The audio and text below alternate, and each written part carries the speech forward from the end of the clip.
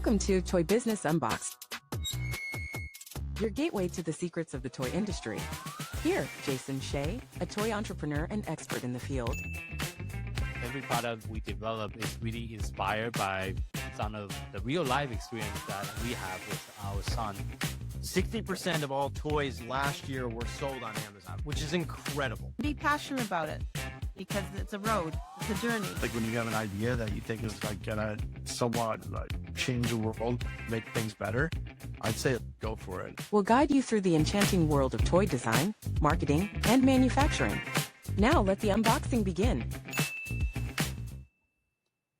Welcome back to another episode of Toy Business Unboxed podcast. Today, we're excited to have Rusty, the president and designer at 3Nail Games. His journey has been really a true labor of love, from balancing teaching chemistry and physics to working at a farm, leading youth, and also raising 6 kids all at the same time while building a board game company, which is a lot of work, obviously. And since 2021, they have brought multiple different award-winning games into the marketplace, and more on the way in 2025 and beyond. And thank you so much for joining us on the podcast today, Rusty. Thank you, Jason. Thanks for having me. Yeah, so I know you wear so many hats, teachers, farmers. I think you're also a youth pastor, a game designer, and also obviously a husband and a dad. And how was all the different roles? Like, how do you even got into game design, like way back then? Can you kind of share your journey? Yeah. So I always thought that I'd love to do something creative. Like growing up, I thought I might want to be an author someday.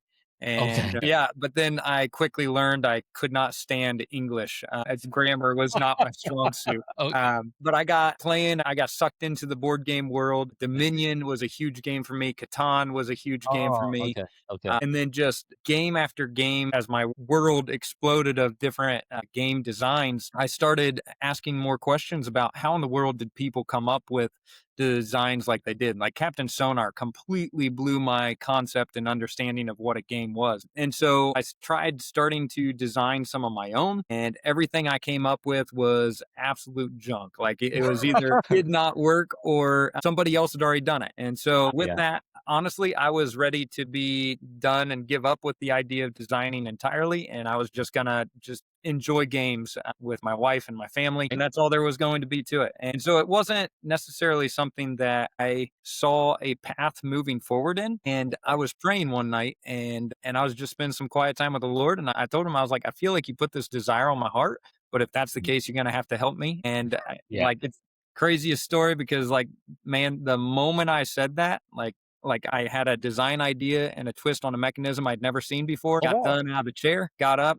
jotted down a bunch of notes, and by the next day, I had the whole rest of the game. Whoa, that was fast. Yeah, it went from a skeleton concept idea that night, just like the mechanism of how it worked. The next day, I was out cutting firewood, and I put my chainsaw down. I spent a lot of time praying, cutting firewood, and hopefully that I don't cut my leg off. I put the chainsaw down. I called my wife, and I was like, Tab, get a pencil and paper because God gave me the rest of the game and my brain can't hold it anymore. And so, which one was that? What game was that?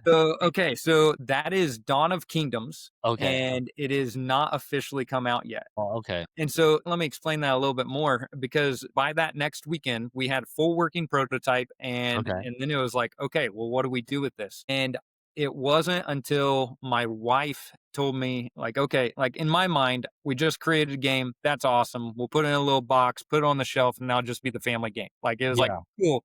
Check mark. We created something, but not ever publish it, take it out to the world. And my wife asked me, she's like, well, who's stopping you? All right. And she said, because I'm not. And it really was just kind of like an eye opener of, hold on, wait a second. All right, maybe we can do something with this. And what was really neat about that night when I truly just gave it over to the Lord, design ideas have just constantly flowed since. And so that's kind of really when we realized that, hey, maybe there's something here and maybe we should create a company rather than just pitch it off to somebody else and be a one and done. So it was a big game. It was a huge game, or at least in our eyes, it was a huge game. And so we weren't quite ready to head down that route. We knew nothing about the board game industry. And so we decided to actually go with one of our smaller designs. And that ended up being our game, Sea of Plunder here, which ended up way more complex and more going on than what we thought. So yeah, we went our That's- simpler route, and yeah. this ended up being a huge deep dive into trying to learn how to publish. And how long does that took you from like concept to publish? So yeah, I think from concept to publish, it was probably about 5.5 years. Oh, okay, okay. Yeah, so it was truly okay. We have this idea. It's on paper, it's on cardboard, and now what in the world do we do with it? So trying to find a local artist to go about it. I had no idea anything about graphic design. So our artist and graphic designer, same person, Lynn Morrow, she did an awesome job, and I drove her nuts because I couldn't even change a typo.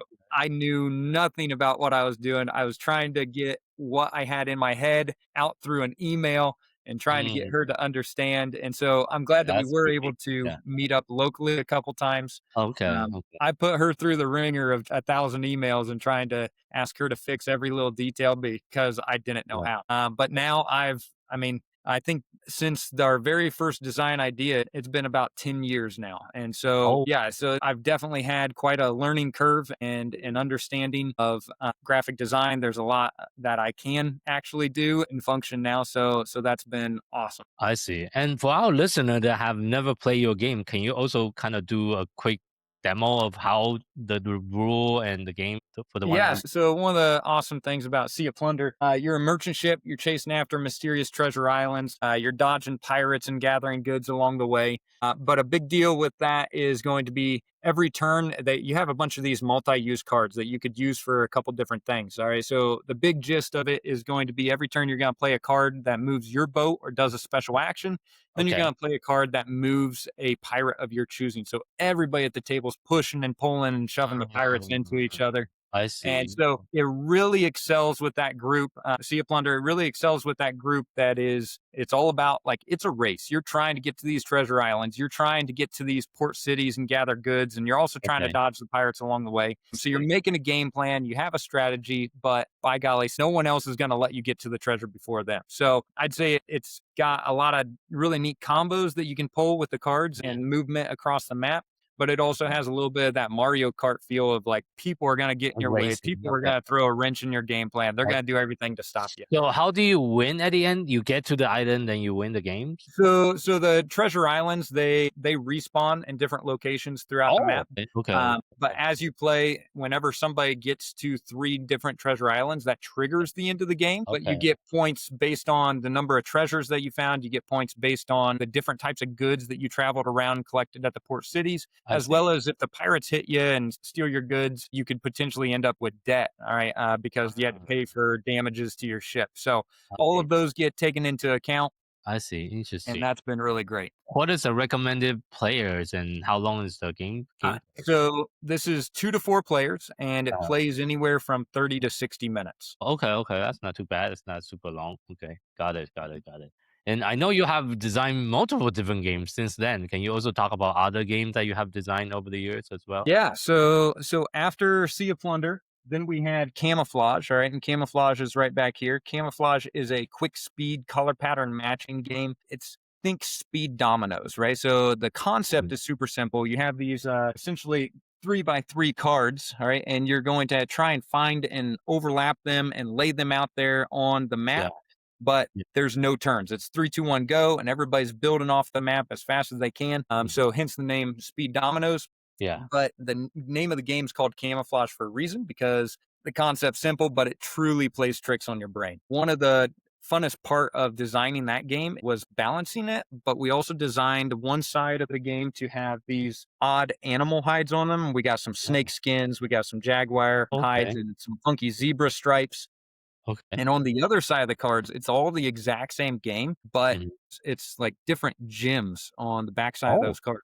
Okay. And so the beautiful thing about that is it's the same game, but your Yeah. brain processes it totally differently. So on, on the hide side, my wife slaughters me every single time.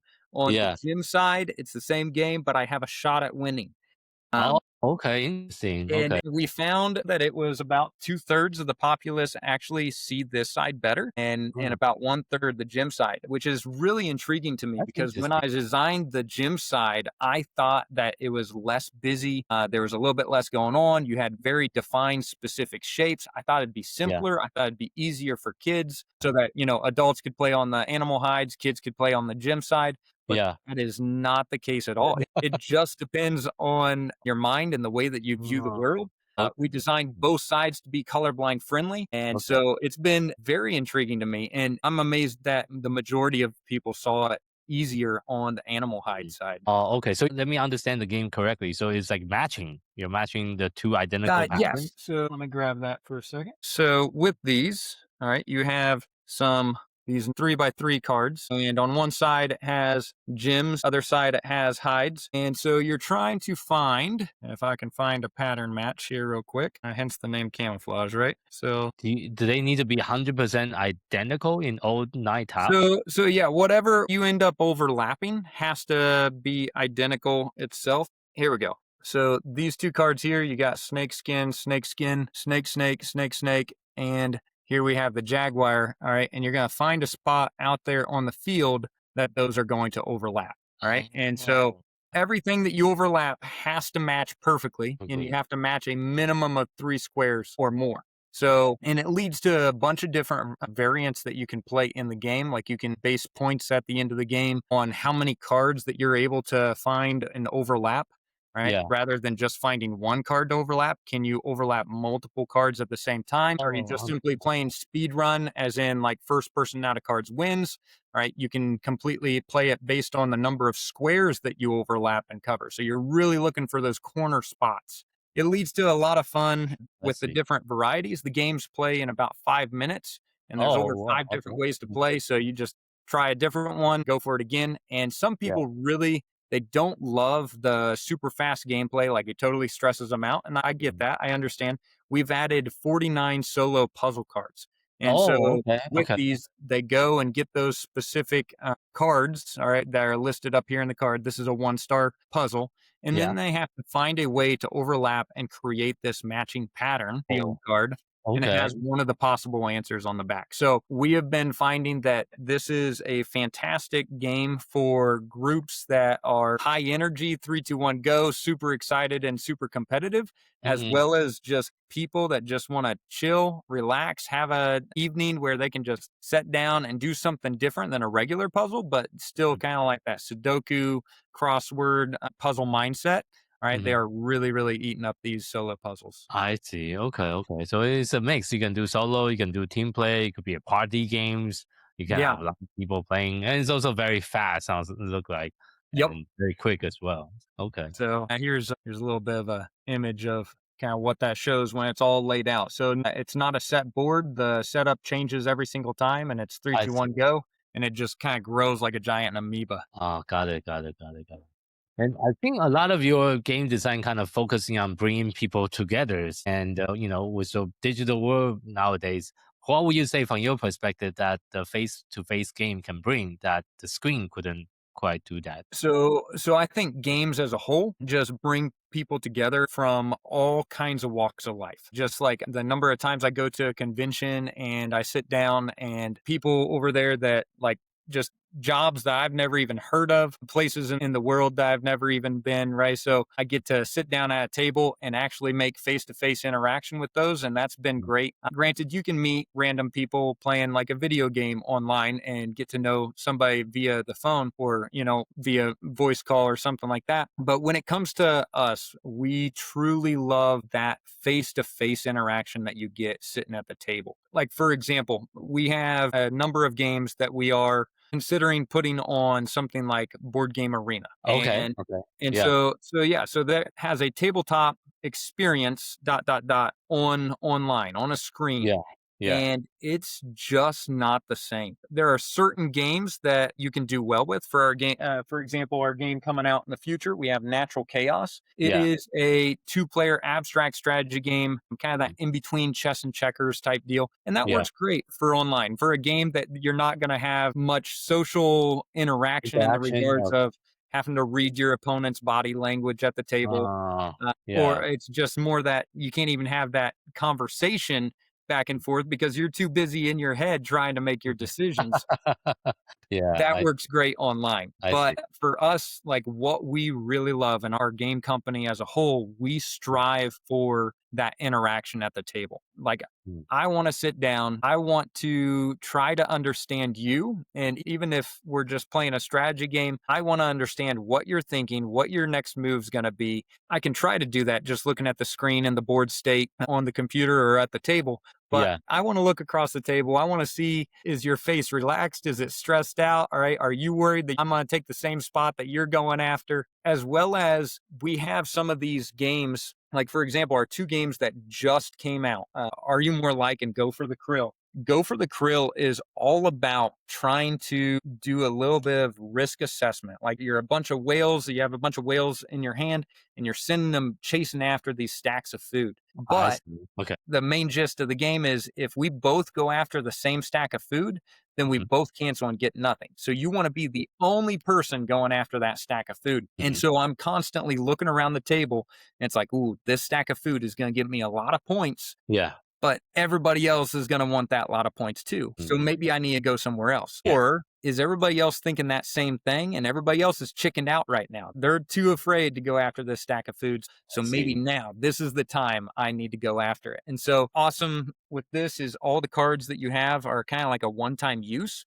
Okay. And so as the game plays, you can tell that Bob, Frank, and George have all used their number 10. So they Mhm. can't go after the 10 anymore. But Susan over here, I she's see. the one that you got to watch. She still has a 10. So I'm just trying to understand and read her at the table. I And, see. and therefore, I'm trying to get in her mind. And I can't do that. Yeah. Kind of like poker games. Yeah. Yeah, yeah. Online poker and in-person poker, very different. Absolutely. Yeah. So a completely different feel. And we could put the game on BGA and we probably will someday, but it's just not going to have the It's same not the feel. same. Yeah, it's not the Yeah. same impact. It's just the interaction and Hmm. how people is kind of interact and related with each other totally different, just like you say. Yeah.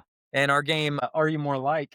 Are You More Like is a game about that conversational game. It's more on a personal level. It's a get to know you / see how well you know each other type of game. And it is just top notch. And it's one of those that conversations go places that you never would have dreamed. All right. Mm. I've seen conversations that every now and then, like somebody will make a play and then discuss it, and it can stay surface level. And then out of nowhere, a card or an item that that person relates to just causes them to go deep in a way that I just was not expecting. And I've seen amazing conversations. There's the what you look at the table there, and it will cause you to process through yourself, and you'll make connections for yourself that you've never made before. And so there's friends and family that I've played this game with, and I've known them for all my entire life. And then all of a sudden, I get to see everything finally start to make sense, or I view it from a new light that it's something special about the game. But man, it's a game I would never be able to put online. I So. see. I also want to dive into your background because I know you're also a teacher and a youth pastor. How does that influence the type of the game you create and your thinking and designing process? Okay, so that's a great question. All right. One thing that you'll notice about our games is we have a wide variety of different types of games that we're working on and have coming out, which is a little different for our company because, like most companies, you have like, oh, they have their niche that they kind of stick to. Like they Oh, have this yeah. style Yeah, game. I do. And so they have kind of like a loyal following of this is my type of game, this is what I'm going after. Yeah. But I will say I've been super amazed at our loyal following as well, even with the huge variety of games that we put out. Like at a con, we do events and different things, had a bunch of people sit down and it was like, okay, what stood out about this game?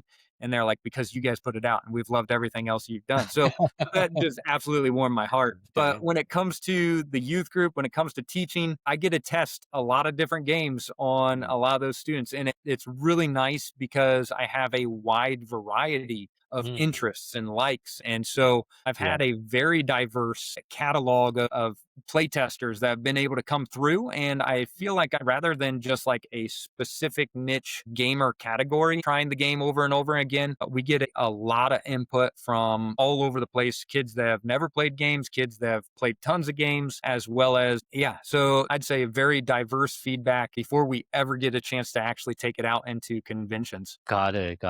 And like looking back, what has been some of the biggest challenge in getting your games into players' hand, and what are some of the strategy you have tried so far? So for me, I am in the middle of a very rural area of Indiana. There are very few other game companies that I knew getting into this. And the hardest thing for me is I had nobody to ask questions. And a matter of fact, I lived in a rural area, at least back when I was getting into gaming, that there weren't even a lot of people playing games. So most of the games I knew were the personal games on my shelf. Yeah. And so getting into the gaming industry, I didn't have people to ask questions of like, hey, when you were here, how do you solve this issue? Yeah. And so I feel like still our company is very much in its infancy of getting our legs rolling and moving and trying to get games into people's hands. So Kickstarter has been our biggest thing, is like here we are, world, come check out our stuff. And then our local game events, right? So local markets, that has been a big deal. We tried going through some consolidators, all right, with our first game, Sea of Plunder, and we got games out quite a few places all over the world. But the profit margins by the time you go distributor, consolidator, all right, as well as retail, there's just so many middlemen that the profit margin wasn't feasible for all the time and stuff that we're putting into it. It just wasn't happening. So we're trying to get better at social media. We're trying to push towards getting our product on Amazon. As much as I'd love to be able to do more of retail and just straight through distribution and cut out some of the middlemen to make that a little bit more feasible for us. Right now, Amazon, I think, might be our best option, and so that we have a chance to grow. And then hopefully we can do both of those tandem. Yeah, and thank you for trusting our team on helping you on the Amazon effort. I think Amazon will definitely a very good platform for the type of game that you have, that people can find it a little bit easier. And I think going to the show is also definitely very good for you to continue to grow your influence and growing with your audience. But looking ahead, what are some of the projects that excite you the most about any upcoming release or any future game that you're working on? Yeah, so one of our next releases that we have is this game, Natural Chaos. All right, so we're stoked about that one. And that's going to have like some 3D injection molded pieces to it. So that's a new venture that we've never done before. So we're stoked about that. But one of the other big items that we're really excited about is that Dawn of Kingdoms. It's been a number of years that we took it, put it on the shelf, and we said, you know what, when we do this, we're going to do it right. And so we finally have started taking it back off the shelf. And first off, we dusted off everything, had a big game night, and it was like, okay, hold on, our memories of this game versus like what it is in reality, does it still reach up to par with what we remember? And absolutely. At the moment we got done playing that playtesting, none of the guys were wanting to change any major item, but they instantly dove into nitpicking and balancing. And so for me, I was over the moon, because it was like, there's no major issue with the game. It's just now down to the fine balancing. So we're stoked about that. And we're excited to put a vision on it and like start heading out towards contracting art for it. So those are some of our big ones that we have coming up. Got it. Thank you for sharing. So as we're kind of wrapping up today's interview, if you look back in your journey of building the publishing companies, and what would be one piece of advice you'll share with someone that's getting started within the toys and game industry? My number one encouragement would be reach out more. Reach out more to people, even if you don't know them. I've never been real big on social media, and I wish I'd been more confident to just ask questions. And yes, there were some that kind of blew me off when I did ask questions, but it is a very friendly community. And so reach out to other publishers, because they've been in your shoes before.